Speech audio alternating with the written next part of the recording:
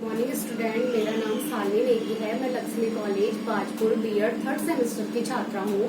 मेरा roll number है 181145400084 और ये मेरा थर्ड सेमेस्टर का एडमिट कार्ड है। आज मैं आपको दो सब्जेक्ट पढ़ाऊंगी, एक है जीव विज्ञान और दूसरा है भौतिक विज्ञान। तो हम स्टार्ट करते हैं जीव विज्ञान से। जीव विज्ञान के अंतर्गत हम एक टॉपिक पढ़ेंगे, भोजन।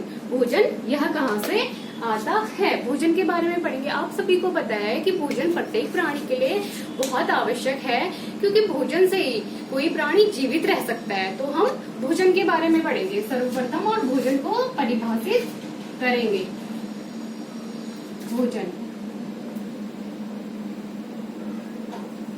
भोजन को हम परिभाषित करेंगे। तो आप सभी को पता है, जब आपको भूख लगती है तो आप खाना खाते हो, दाल चावल रोटी सब्जी फल खाते हो। तो भोजन से क्या होता है, भोजन से हमें ऊर्जा मिलती है। अब भोजन को परिभाषित करेंगे। भोजन एक ऐसा संतुलित आहार है जो हमारे शरीर में पोषक तत्वों की पूर्ति करता है। भोजन क्या है? भोजन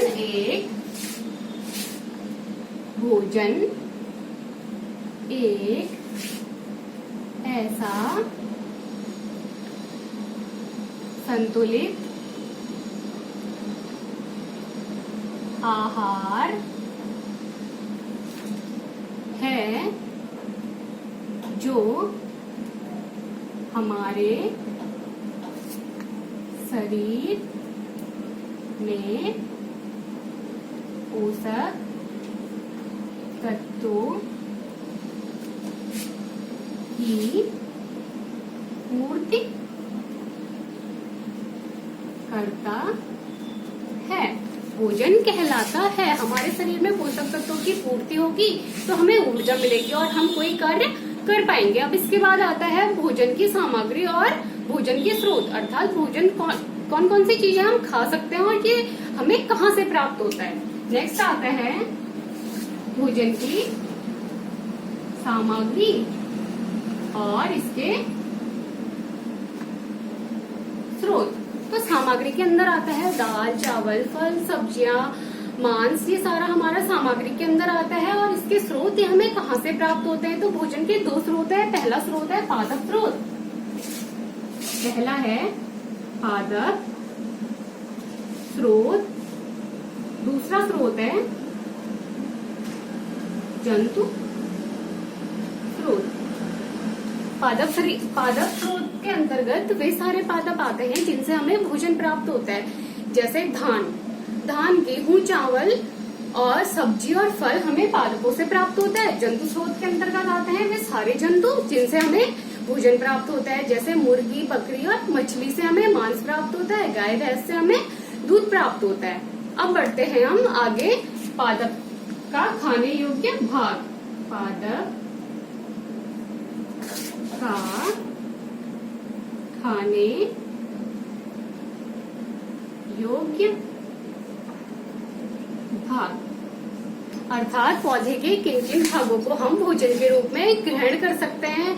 तो पौधे के बहुत सारे ऐसे भाग होते हैं जिनको हम भोजन के रूप में ग्रहण करते हैं। कुछ पौधे का हम एक ही भाग भोजन के रूप में ग्रहण करते हैं, जैसे टमाटर बैंगन लौकी, इनका केवल हम फल भोजन के रूप में ग्रहण करते हैं। कुछ पौधे ऐसे होते हैं जैसे सरसों का पौधा, जैसे चार्ट में दर्शाया हुआ है। सरसों के पौधे में जो सरसों का फल होता है, सरसों के बीज होते हैं, वो हम तेल के रूप में उपयोग करते हैं। और जो इसकी पत्ती होती है उसका उपयोग हम साग बनाने में करते हैं। और ये भोजन के स्रोत आ गए पादप स्रोत, और ये जंतु स्रोत। पादप स्रोत के अंतर्गत सारे फल सब्जियां, जंतु स्रोत के अंतर्गत सारे वे जंतु जिनसे हमें भोजन प्राप्त होता है। अब मैं अपने टॉपिक को यहीं पे समाप्त करती हूँ और अपना दूसरा टॉपिक स्टार्ट करती हूँ। दूसरा सब्जेक्ट है हमारा भौतिक विज्ञान। भौतिक विज्ञान के अंतर्गत हम पढ़ेंगे पदार्थों का पृथक्करण। पदार्थों को पृथक कैसे करें, अलग कैसे करें। सर्वप्रथम हम पृथक्करण को समझेंगे कि पृथक्करण होता क्या है। सर्वप्रथम पृथक्करण के बारे में हम जानेंगे।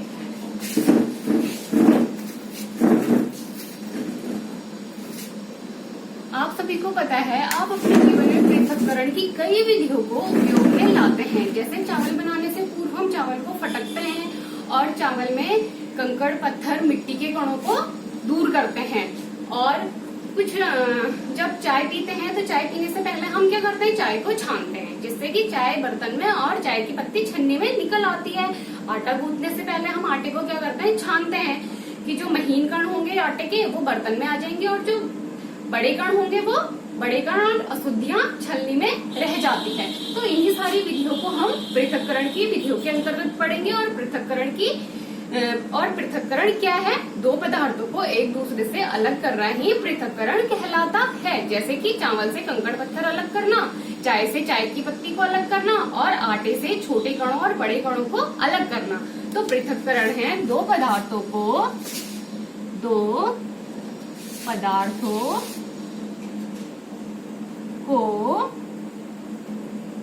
एक दूसरे से अलग करना पृथक्करण कहलाता है। अब पृथक्करण के अंतर्गत हम पढ़ेंगे कि पृथक्करण की कौन कौन सी विधियां हैं, किस किस प्रकार से हम दो पदार्थों को एक दूसरे से अलग कर सकते हैं। पृथक्करण की पहली विधि आती है हस्तचलन विधि। पृथक्करण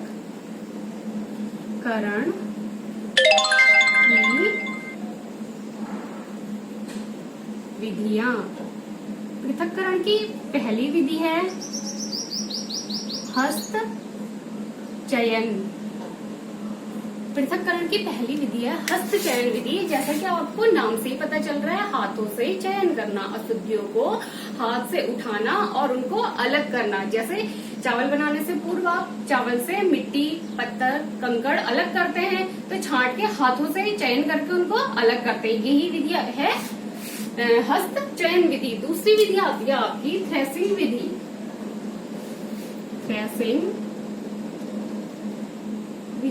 थ्रेसिंग विधि के अंतर्गत क्या होता है, थ्रेसिंग विधि के अंतर्गत गेहूं और धान के खेत तो आप सभी ने देखे होंगे। जब फसल सूख के तैयार हो जाती है तो उसको काट लिया जाता है और फिर धूप में उसको सुखा देते हैं। जब पौधा अच्छी तरीके से सूख जाता है तो थोड़ा थोड़ा अनाज लेके हम क्या करते हैं, उसको एक डंडे से पीटते हैं, जिससे कि अनाज अलग और उसकी डंठल उसका अलग हो जाता है। तो अनाज का अपने डंठल से अलग होना ही क्या कहलाती है, थ्रेसिंग विधि कहलाती है। अब हम आगे बढ़ते हैं। अब आती है निष्पावन विधि।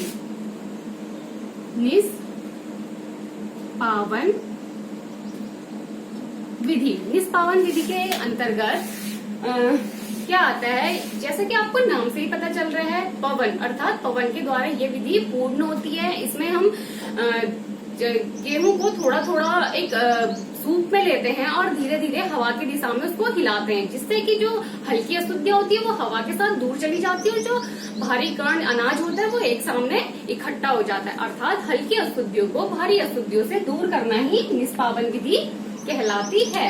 चौथी विधि आती है और लास्ट विधि आती है वाष्पन विधि।